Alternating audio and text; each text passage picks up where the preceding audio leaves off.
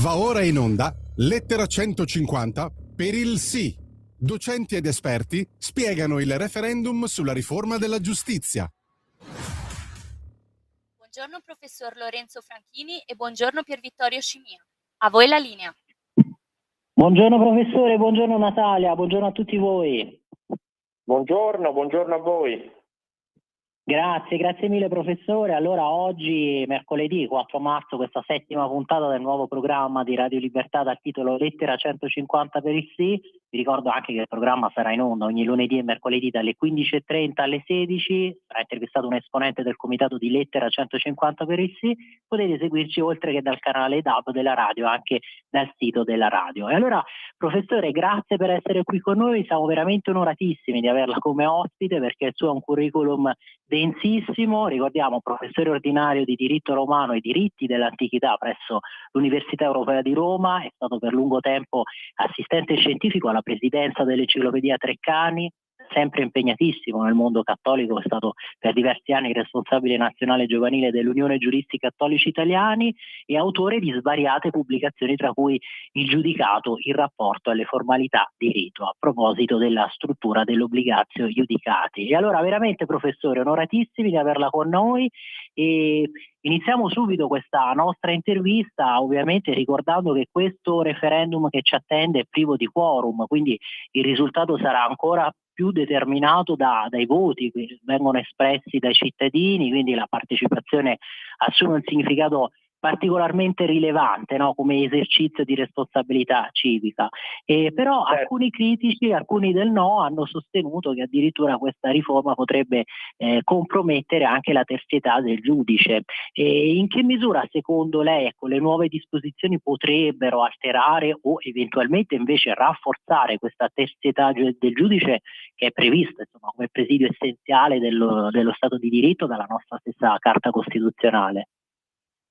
Certo, il principio della terzietà del giudice è stato anche espressamente sancito alla fine degli anni 90 nel giusto processo, articolo 111 della Costituzione, e quindi un principio che era inerente alla nostra Carta Costituzionale, poi è stato anche espressamente sancito. La riforma approvata e a favore della quale noi invitiamo tutti i cittadini a votare non sacrifica affatto questo principio del giudice terzo, anzi lo rafforza, perché noi dobbiamo chiederci: terzo rispetto a chi?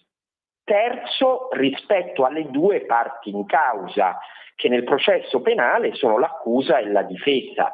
Certamente il giudice è terzo oggi rispetto alla difesa, ma così com'è non è completamente terzo rispetto all'organo dell'accusa, rispetto al pubblico ministero, perché se non le funzioni, però le carriere non sono affatto separate e non è separato neppure l'organo di autogoverno o di governo autonomo della magistratura, è lo stesso. Se noi, oltre alle funzioni, separiamo anche le carriere e separiamo gli organi di autogoverno, ecco che davvero la figura del giudice diventa terza, cioè completamente autonoma anche nei suoi destini rispetto a quella dell'accusa, rispetto al pubblico ministero. Chiaro, chiarissimo. E professore, poi il dibattito pubblico si interroga anche sull'imparzialità del giudice, no? Che quindi va distinta rispetto alla terzietà, e comunque questa imparzialità è un valore che anche questo, no, è tutelato dalla nostra Carta Costituzionale in una maniera comunque particolarmente rigorosa. Ritiene che la riforma possa introdurre elementi che in un modo diretto o indiretto poi mettano sotto stress, in tensione questo principio, oppure ci sono dei meccanismi che invece continuano proprio a garantirlo in modo adeguato?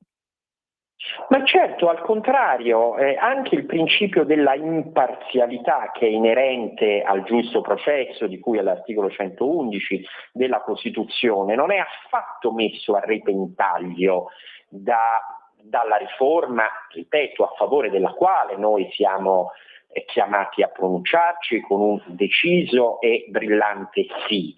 L'imparzialità è un principio collegato ma distinto rispetto alla terzietà, perché il giudice, oltre che terzo rispetto alle altre due parti in causa, deve essere imparziale nel senso di, diciamo, immune da condizionamenti esterni, quindi non tanto del pubblico ministero, quella è la terzietà, ma immune da condizionamenti esterni che possano derivare dall'esterno, possono derivare dalla politica, per esempio. Immune da condizionamenti politici, laddove per condizionamenti politici si intendono quelli della politica, ma anche quelli delle correnti politiche all'interno della magistratura. Perché vi è stata, non vi è dubbio, una deriva di carattere correntizio e oggi tutta una serie di, diciamo, accadimenti che riguardano la vita di un magistrato e quindi le assunzioni, le attribuzioni, i trasferimenti, gli stessi provvedimenti disciplinari dipendono e probabilmente anche dalla sua appartenenza ad una corrente o all'altra che lo ha eletto, che lo ha eletto. Se noi invece togliamo potere alla politica, perché di questo si tratta, non di aumentare il potere della politica nella magistratura, ma di ridurlo e di ridurlo anche, diciamo, all'interno della magistratura stessa. Ecco, se noi rendiamo il giudice sempre più imparziale con questa riforma, perché diciamo non condizionato né condizionabile da fattori esterni, il principio costituzionale del giusto processo lo potenziamo. Qui si tratta di rendere la Costituzione più coerente, più integra al suo interno. Probabilmente ad una simile riforma della Costituzione si sarebbe dovuto provvedere già verso la fine degli anni '80, quando fu introdotto il processo di tipo accusatorio, il nuovo codice di procedura penale che introdusse un processo di tipo accusatorio con accusa e difesa assolutamente alla pari sotto il giudice terzo. Esattamente, poi ricordiamo che insomma il fronte del no ha voluto addirittura ricordare che insomma Vassalli sarebbe stato a favore del sistema attuale, invece Vassalli voleva le carriere separate, poi il giurista al Financial Times nell'87 dichiarò che la magistratura ormai possiede un potere enorme sul legislativo e poi il ministro Nordio è intervenuto spiegando che questa riforma della giustizia comunque è ispirata da un grande disegno liberale, questo che ha ribadito un incontro a Taranto per le ragioni del sì, e ha anche respinto le critiche di chi sostiene che la magistratura verrà controllata dal potere politico. Infatti ha aggiunto il ministro che chi sostiene questo è malafede o è disinformato, perché l'articolo 104 è chiarissimo e quindi la magistratura si divide in requirente e giudicante ed è autonoma e indipendente da qualsiasi altro potere. Ma un altro tema centrale, ecco, riguarda proprio questa indipendenza che è pilastro dell'equilibrio tra i poteri, perché anche qui i sostenitori del no, i critici di questa riforma, sostengono che addirittura potrebbe compromettere l'indipendenza della magistratura. E invece qual è la sua valutazione complessiva su come questa riforma vada ad incidere poi sull'autonomia dell'ordine giudiziario?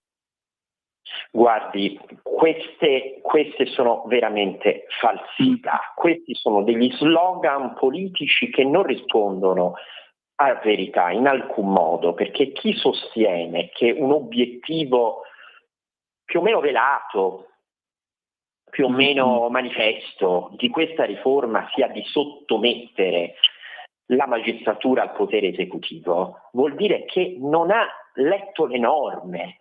Non ha letto le norme, perché del potere esecutivo in nessuno dei 7 articoli che ci si propone di modificare non si fa riferimento, non si fa mai riferimento al governo, in nessun modo, né tantomeno ad un governo cui dovrebbe sottostare per esempio la carriera dei pubblici ministeri.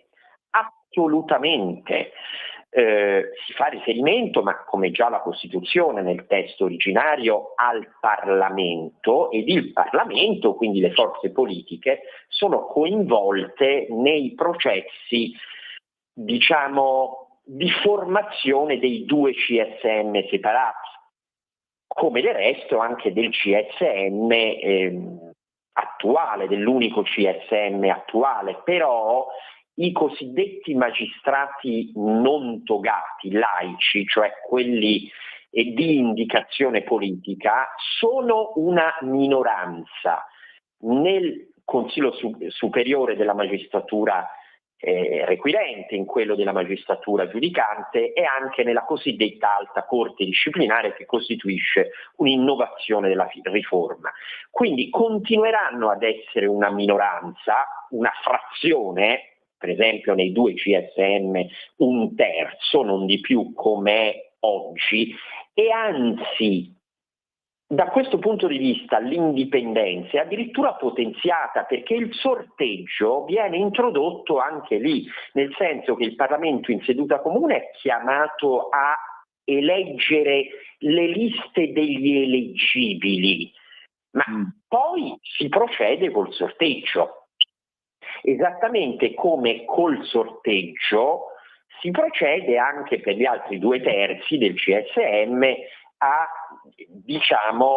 individuare gli altri membri. Ora io mi rendo conto, il sorteggio è un meccanismo un po' plumbeo, no? Di individuazione dei membri di un organo così importante, di due organi così importanti, però a parte il fatto che ci sono anche dei paragoni nella Costituzione, in altre leggi costituzionali, in leggi ordinarie, qualche volta si procede al sorteggio, ma poi col sorteggio, si pone rimedio a quella deriva correntizia, perché per definizione dove vi è elezione diretta vi è discrezionalità politica, che è quella che i magistrati però non è bene che abbiano, perché devono essere soggetti soltanto alla legge, costituendo, come dice la nostra Costituzione, più che un potere, un ordine, no? Un ordine. Ma questa salvaguardia proprio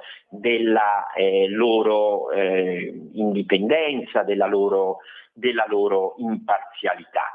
Quindi, anzi, la stessa indipendenza viene potenziata dalla politica, per certi versi persino dal Parlamento, no? Dalle forze politiche rappresentate in Parlamento e che votano in Parlamento in seduta comune, rispetto a come oggi è, potenziata rispetto a come oggi è. Figuriamoci rispetto al governo, che veramente, se si leggono in modo onesto le norme, ci si accorge che non ha nessuna parte nei processi di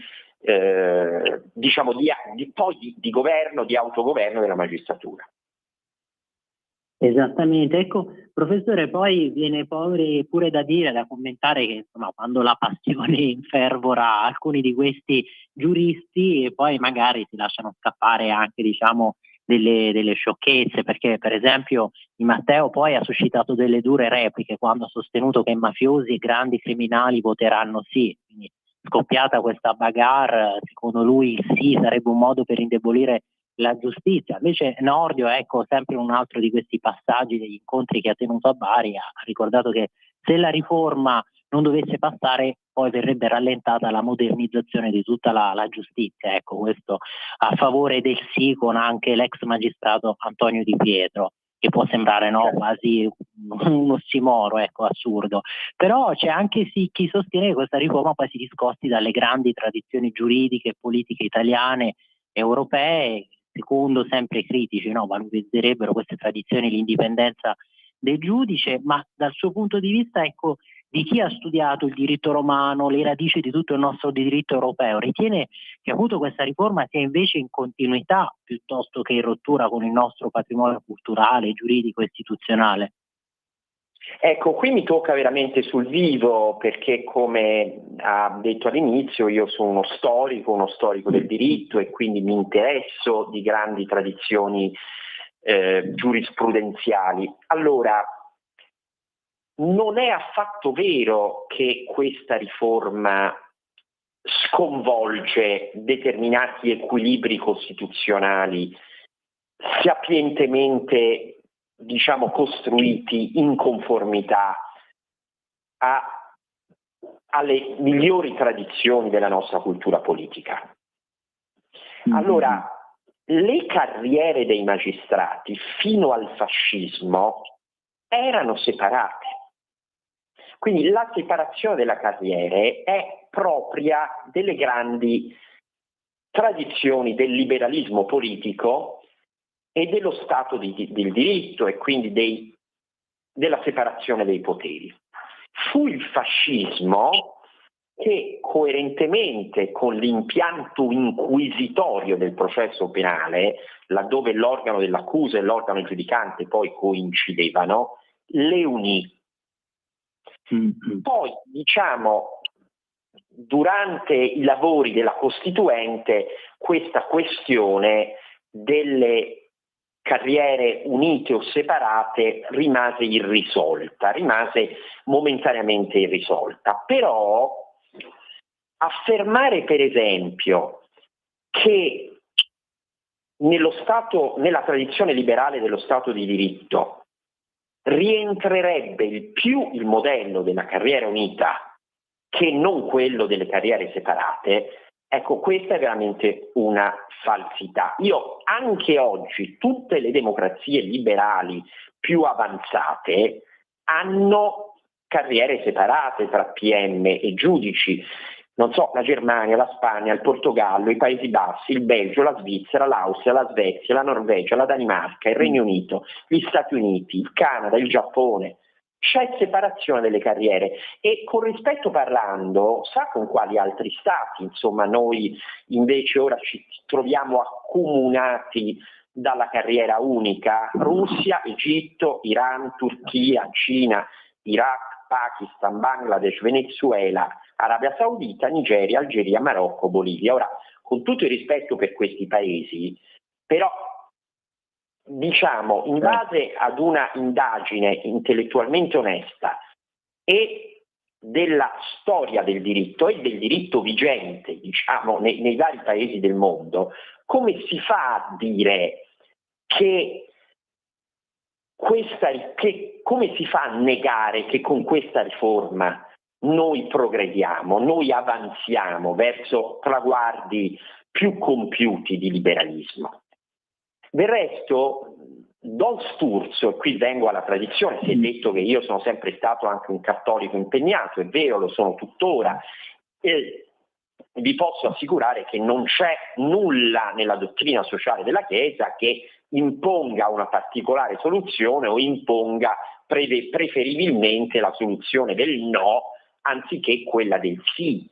Anzi, Don Sturzo, il fondatore del Partito Popolare, sappiamo che respirò a pieni polmoni l'aria di quelle democrazie liberali a cui facevo riferimento, perché molto a lungo nei paesi, per esempio, anglosassoni, lui dimorò. Ma poi anche in seguito, guardate, adduciamo degli esempi particolarmente significativi. Gli stessi fondatori, dopo l'esperienza, diciamo, della democrazia cristiana, faccio riferimento all'esperienza dei democratici cristiani impegnati, lo stesso fondatore del Partito Popolare più moderno, cioè Martinazzoli, nei programmi che quel partito si dette, diciamo, dichiarava la sua preferenza per la separazione delle carriere.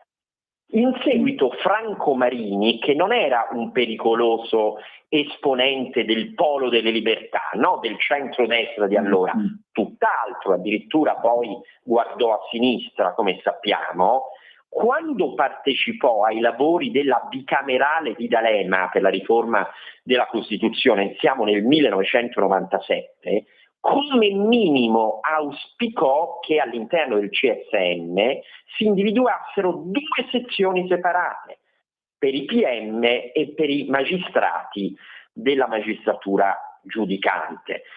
E anche all'interno della stessa sinistra liberale, diciamo, da Giacomo Matteotti, che era favorevole alla separazione della carriera, Giacomo Matteotti, martire del fascismo, fino fino poi allo stesso Vassalli, fino anche ad esempi più recenti, è stato fatto l'esempio di Augusto Barbera. Insomma, non mancano esponenti anche che si collocano nel solco di una certa, diciamo, tradizione propria della socialdemocrazia italiana ed europea, schieratisi a favore della separazione delle carriere. Quindi anche chi come me, come molti di noi, è un amante delle tradizioni, no? delle lezioni che ci vengono dal passato, e di un passato più o meno conforme alle nostre migliori radici, e nessuno di noi amante delle tradizioni si senta, diciamo, in dovere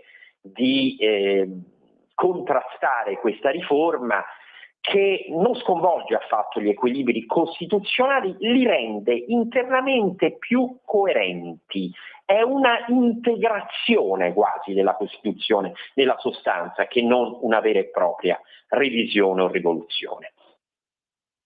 Infatti lei ha citato anche questi esponenti del mondo cattolico, però forse è sembrato pure che alcune magari gerarchie si siano schierate fin troppo, no, per il fronte del no, quando per esempio lo stesso Mantovano ha detto molti cattolici voteranno sì, del resto se i sondaggi sono questi che indicano per esempio il sondaggio Piepoli, no, con il sì che torna a crescere sarebbe avanti 8 punti, probabilmente anche tra gli stessi cattolici c'è questa preponderanza. Poi per esempio Bachelet ha replicato questo è un tentativo maldestro di strumentalizzare certi voti, e comunque ha anche aggiunto resistiamo alla tentazione di utilizzare le autorevoli dichiarazioni del Cardinal Zuppi, però c'è tutto anche un mondo dell'associazionismo cattolico che si sta schierando per il sì, ripeto, nonostante magari certe iniziative, come per esempio sul sito della Chiesa di Milano è apparsa la pubblicità, un evento via Zoom che spiega perché si dovrebbe scegliere consapevolmente il no. Non sarebbero elencate queste ragioni per il no. Allora, diciamo, io ripeto, da discreto conoscitore della dottrina sociale cristiana, della dottrina sociale della Chiesa, che non esiste, diciamo, non c'è nulla che imponga una soluzione, per esempio il no, a scapito di un'altra, per esempio il sì. Diciamo, a parte certe voci che si sono levate direttamente dal clero, e che, come dire, non mi permetto di commentare o criticare, però c'è tutto un associazionismo cattolico che prima, con una certa libertà, una parte di questo associazionismo si è mosso nella direzione del no, e poi altrettanto legittimamente si è assistito, per fortuna in modo non tardivo, ad un mobilitarsi anche di quelle associazioni cattoliche di ispirazione cattolica che invece sono legittimamente a favore del sì, no? E quindi è del tutto normale che all'interno del mondo cattolico possa esserci un dibattito. Io ho fatto riferimento alla tradizione che conosco meglio, che è quella del cattolicesimo direttamente impegnato in politica, quindi l'esperienza del Partito Popolare di Sturzo, poi della Democrazia Cristiana, poi di quei partiti che nacquero, diciamo, dalla fine, no, della Democrazia Cristiana, lo stesso Partito Popolare che poi guardò a sinistra. Io faccio parte anche di un comitato che diciamo studia la storia della Democrazia Cristiana a 80 anni dalla sua costituzione, no? Insieme a autorevoli esponenti del mondo della cultura come Ernesto Galli della Loggia. Questo comitato, per esempio, è presieduto da Ortensio Zecchino, già ministro di CIE del Partito Popolare. Ortensio Zecchino si è recentemente schierato a favore del sì, cioè ha cercato di dimostrare come nella tradizione dei democratici cristiani italiani non ci sia nulla di contrario ad una scelta quale è quella della separazione delle carriere, del doppio CSM, di un'alta corte disciplinare separata, cioè un organo distinto che giudichi della responsabilità dei magistrati che sbagliano, distinto dall'organo destinato a far fare loro carriera. Quindi è del tutto normale che ci sia dibattito, e la posizione del sì anche all'interno del mondo cattolico è pienamente legittima e legittimata, anzi, se si ha riguardo a questa tradizione, se uno la vuol conoscere bene, direi anche di più di quella del no. Esattamente. E allora, professore, mentre questo dibattito insomma si arroventa, no? E sentiamo spesso ripetere questi slogan che martellano l'opinione pubblica, però come le dicevo, i sondaggi indicano questo vantaggio del sì. E allora, in conclusione, ecco, ipotizziamo uno scenario, diciamo, successivo a quello del referendum. Immaginiamoci che effettivamente, come da sondaggi, dovesse vincere il sì. Rimangono sicuramente poi dei nodi strutturali, ecco, nel comparto giustizia da affrontare. Secondo lei, su quali poi ci si dovrebbe concentrare di più, ad esempio la riduzione dei tempi dei processi, soprattutto nell'ambito del civile, del diritto commerciale, un rafforzamento degli organici, no? Degli uffici giudiziari, un ampliamento dell'effettività della tutela dei diritti. Ecco, quale poi sarebbe la conseguenza di questa vittoria del sì, nel senso su quali ambiti intervenire? Ecco. A noi innanzitutto interessa che il processo sia sempre più giusto e che chi ci giudica sia terzo e imparziale, perché io, a parità di durata dei processi, preferisco un giudice che mi giudica diciamo libero da condizionamenti di ogni tipo. Quindi questo è l'obiettivo immediato e naturalmente non sarà raggiunto subito, occorrerà anche una legislazione ordinaria di applicazione. Ora non entro troppo nel merito, ma negli articoli modificati, come è normale, diciamo, in una carta costituzionale, si fa riferimento poi al compito che il legislatore ordinario avrà di dare una applicazione più dettagliata, no? alla riforma. Poi bisogna riconoscere che un altro paio di maniche poi è la questione della durata dei processi penali, dei processi civili, dei processi di qualunque genere, e lì diciamo si potrà migliorare la situazione in cui ci troviamo diversamente, potenziando l'organico, rendendo sempre più efficiente, anche perché dotata di attrezzature adeguate, al passo con i tempi, l'amministrazione della giustizia. Insomma, questo poi ci sono dei compiti che rientrano propriamente nelle funzioni del Ministero della Giustizia più che della magistratura. Chiaro, chiarissimo. Allora veramente, professore, grazie per quello che ci ha detto, grazie per essere stato con noi, perché ci ha aiutato insomma a collocare questa riforma all'interno di una prospettiva storica, costituzionale, culturale, anche comunicazivistica molto più ampia. Quindi speriamo di riaverla presto. Grazie, pensavo fosse questa, no? Un po' la mia funzione, perché alcune cose certi colleghi di Lettera 150 le avranno sicuramente dette nei giorni scorsi anche meglio di me. A me spettava, a mio avviso, proprio questo compito di inquadramento storico tale da rasserenare i nostri elettori circa la piena conformità alle nostre migliori tradizioni del sì, che, mi raccomando, tutti siamo chiamati a dare. Grazie. Grazie. Troppo umile, professore, perché veramente ci ha spiegato tutto in maniera chiara, rigorosa e dettagliata. E allora veramente speriamo di riaverla con noi, e ovviamente io voglio lasciarvi anche con questa frase ieri che ha detto proprio a Di Martedì da Giovanni Floris, Alessandro Salluzzi, che ha spiegato questa vittoria del fronte del sì e ha lanciato anche una speranza, ecco, espresso: spero che gli italiani liberino la magistratura dai vincoli che essa stessa si è cui si è sottoposta. Allora grazie ancora, professore, grazie a te Natalia, grazie a tutti voi che ci avete ascoltato, buona continuazione qui su Radio Libertà. Arrivederci, grazie a voi, arrivederci. Grazie, professore. Avete ascoltato